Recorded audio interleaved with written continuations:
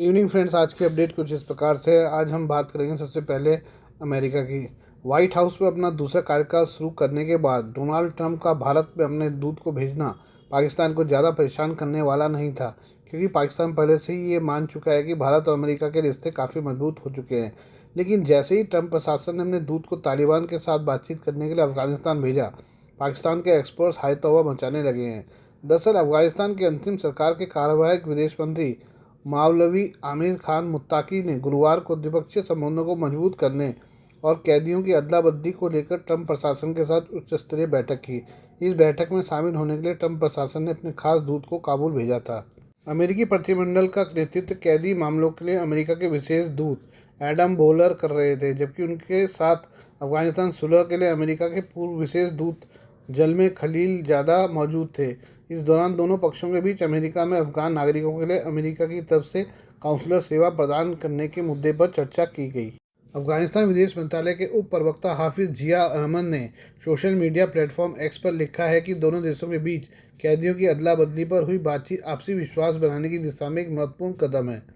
आपको बता दें कि अगस्त 2021 में काबुल पर तालिबान ने कब्जा किया था और उसके बाद से अमेरिका के साथ पहली बार उच्च स्तरीय बैठक की गई है। इससे पहले जनवरी में तालिबान और संयुक्त राज्य अमेरिका ने कतर की मध्यस्थता में कैदियों का आदान प्रदान किया था। इसके अलावा गुरुवार को अफगानिस्तान में तालिबान ने करीब 2 साल पहले गिरफ्तार किए गए अमेरिकी नागरिक को भी ट्रंप प्रशासन के हवाले कर दिया। अमेरिकी विदेश विभाग ने इसकी पुष्टि की है। अमेरिकी विदेश विभाग ने कहा है कि 65 साल के जॉर्ज ग्लेजमैन अपने परिवार के साथ वापस अमेरिका लौट रहे हैं। आपको बता दें कि दिसंबर 2022 में तालिबान ने ग्लेजमैन को उस वक्त गिरफ्तार कर लिया था जब वह एक पर्यटक के तौर पर अफगानिस्तान से गुजर रहे थे। इस साल जनवरी के बाद से तालिबान ने 30 से अमेरिकी बंधक को रिहा किया है। पहले 2 बंधकों को बाइडेन प्रशासन में कार्यकाल के आखिरी महीने में रिहा किया गया था। वॉल स्ट्रीट जर्नल के मुताबिक अफगानिस्तान में अभी भी 7 अमेरिकी हिरासत में हैं, जिनमें से एक की मौत हो चुकी है।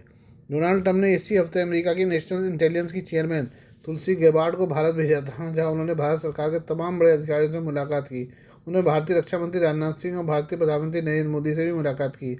इसके अलावा अमेरिका के उपराष्ट्रपति जेडी वेंस भी जल्द ही भारत यात्रा पर आने वाले हैं। हालांकि भारत के साथ डोनाल्ड ट्रंप का करीबी रिश्ता फिर भी पाकिस्तानी बर्दाश्त कर सकते हैं, लेकिन तालिबान के साथ ट्रंप प्रशासन की डायरेक्ट डील ने पाकिस्तान के अरमानों पर पानी फेर दिया है। पाकिस्तान के लिए अफगानिस्तान हमेशा से दुधारू गाय की तरह रहा है। इसके अलावा तालिबान अब ग्लोबल लीडर्स से डायरेक्ट डील करने लगा है, जिससे क्षेत्र में उसे मान्यता मिलने की संभावना और मिलने लगी है। पाकिस्तान मान रहा था कि ट्रंप प्रशासन तालिबान से बात करने के लिए पहले पाकिस्तान से कहेगा, जिससे पाकिस्तान के लिए अफगानिस्तान में घुसने का एक मौका और बन जाएगा। पाकिस्तान पहले की तरह एजेंट की भूमिका में आना चाह रहा था, लेकिन ट्रंप प्रशासन ने उसके अरमानों को आंसुओं में मिला डाले। चीन पहले से ही तालिबान के साथ सीधी बातचीत करता है, जिसका मतलब ये होता है कि पाकिस्तान का अफगानिस्तान कार्ड अब ख़त्म हो चुका है। इसके अलावा पाकिस्तान की डिप्लोमेसी के लिए ये शर्म की बात है कि ट्रंप प्रशासन ने अभी तक शहबाज शरीफ की सरकार से कोई संपर्क नहीं किया है, जो बताता है कि अमेरिका की नज़र में पाकिस्तान की अब कोई औकात नहीं है। ये बात करें हम पाकिस्तान की। पाकिस्तान का दक्षिण पश्चिमी प्रांत बलूचिस्तान प्राकृतिक संपदा से भरपूर इलाका है, लेकिन आज़ादी के बाद से ही बलूचिस्तान में विद्रोह की आग की लपटें उड़ती रही हैं। लेकिन पिछले कुछ महीनों से बलूचिस्तान पूरी तरह से जल रहा है। बलूचिस्तान की सीमा अफगानिस्तान और ईरान से लगती है, जिसे बलूच लिबरेशन आर्मी यानी बीएलए ने अपना रणनीतिक इलाका बना लिया है। यहाँ से बीएलए के लिए हमला करना काफ़ी आसान हो जाता है। 16 मार्च को बीएलए ने खतरनाक हमले में पाकिस्तानी सेना के 90 जवानों को मारने का दावा किया है, जिसे पाकिस्तान की सेना ने खारिज कर दिया। इससे पहले बीएलए ने बलूचिस्तान के बोलन जिले में जाफर एक्सप्रेस को हाईजैक कर लिया और 200 से ज़्यादा सेना के जवानों को मौत के घाट उतारने का दावा किया। इस दावे को भी पाकिस्तानी सेना ने खारिज कर दिया। बलूचिस्तान के अलावा खैबर पख्तूनख्वा में भी भीषण हमले हो रहे हैं, और ये हमले तहरीक तालिबान पाकिस्तान कर रहा है। करीब 25 करोड़ की आबादी वाला इस्लामिक देश पाकिस्तान आज इस्लामिक आतंक की आग में जल रहा है। देश में पहले से ही राजनीतिक उथल पुथल है। देश आर्थिक मंदी का शिकार है। ऐसे में बलूचिस्तान और खैबर पख्तूनख्वा ने पाकिस्तान के नाजुक हालात को दुनिया के सामने ला दिया है। पाकिस्तान में बढ़ती हिंसा के भी सवाल उठ रहे हैं कि क्या तालिबान ने बीएलए और टीटीपी के लड़ाकों को वो हथियार दे दिए हैं जिसे अमेरिका अफगानिस्तान में छोड़कर गया था।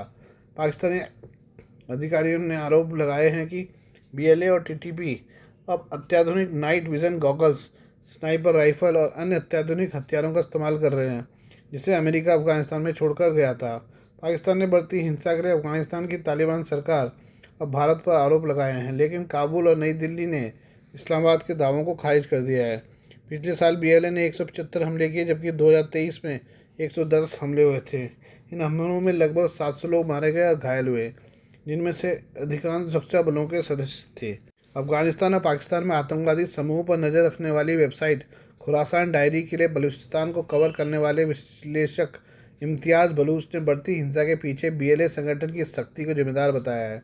उन्होंने कहा कि माजिद ब्रिगेड, जो बीएलए का आतंकवादी दस्ता है, जो अपने नेता बशीर जेब के नेतृत्व में अपनी केंद्रीय कमान के तहत काम करता है, वो अब खतरनाक हमलों को अंजाम देने में सक्षम है।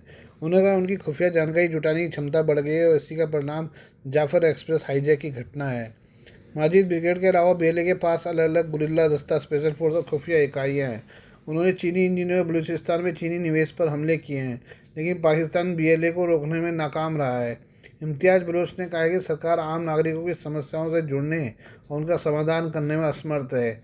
एक्सपर्ट्स का कहना है कि ऐसा लग रहा है कि बीएलए और टीटीपी के पास अफगानिस्तान में मौजूद अमेरिकी हथियारों तक बहुत आसानी से पहुंच हासिल है। बलूच विद्रोही अब अलग देश की मांग कर रहे हैं। बलूचिस्तान अब पाकिस्तान के हाथों से फिसलता जा रहा है।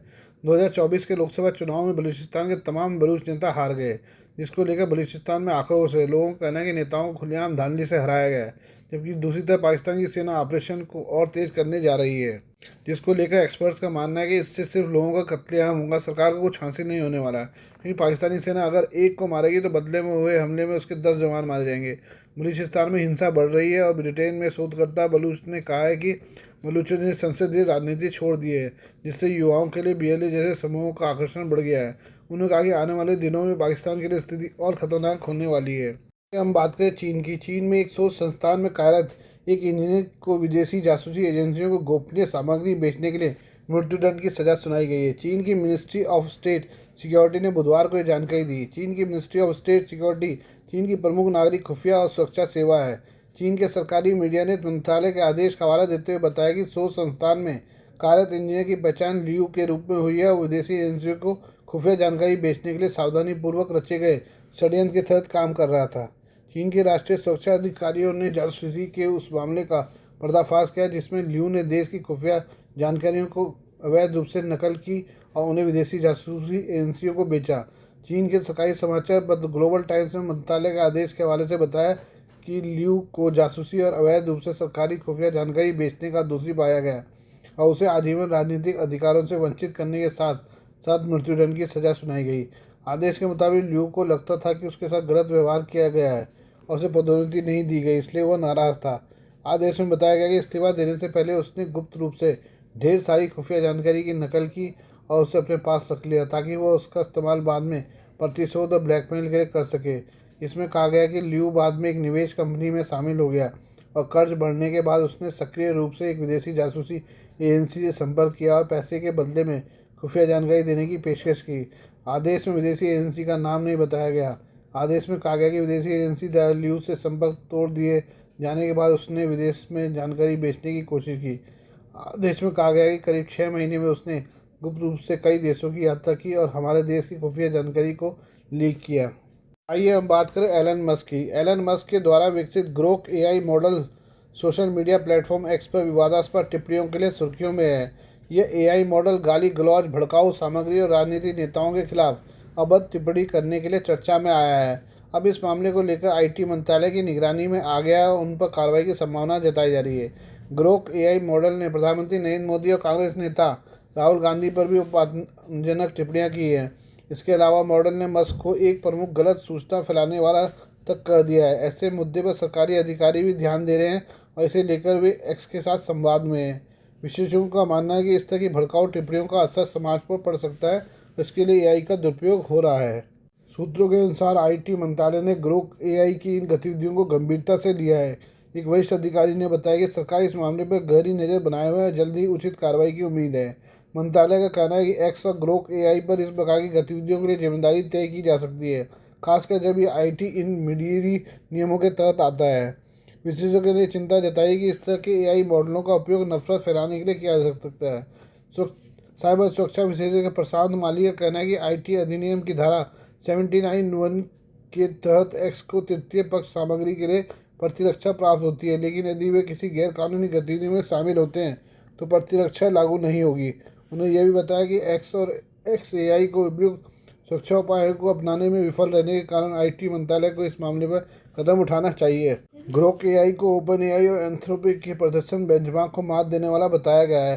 हालांकि इससे पहले एक्स एआई टीम ने खुद कहा था कि ग्रोक का डिज़ाइन थोड़ी विद्रोही प्रवृत्ति के साथ किया गया है। यह कभी कभी हास्यपूर्ण या मसालेदार जवाब देता है। इसके बावजूद विशेषज्ञों ने इस बात पर जोर दिया है कि ऐसे मॉडल का दुरुपयोग न केवल गैरकानूनी है, बल्कि यह समाज में नफरत और हिंसा को बढ़ावा दे सकता है।